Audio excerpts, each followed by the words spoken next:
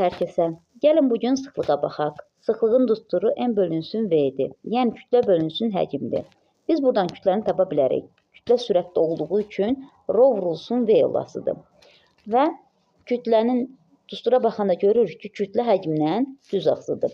İstənilən maddənin kütləsini artırdığımız zaman həcmi də artmış olasıdır.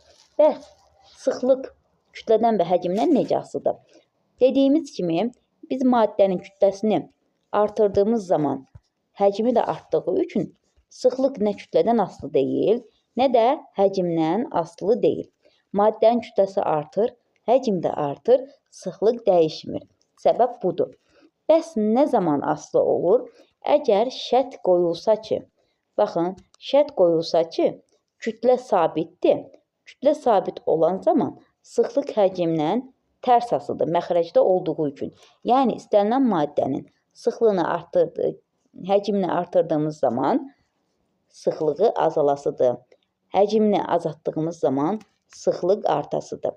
Ancaq sıxlıq kütlə ilə düz asılıdır. Nə zaman düz asılıdır? Həcm sabit olduğu zaman. Həcm sabitdirsə, sıxlıq kütlə ilə düz asılıdır. Kütlə artırdığımız zaman sıxlığı da artmış olasıdır. Düsturları da bu şəkildə. Sıxlıq kütlədən düz asılıdır, həcm sabit olduğu zaman.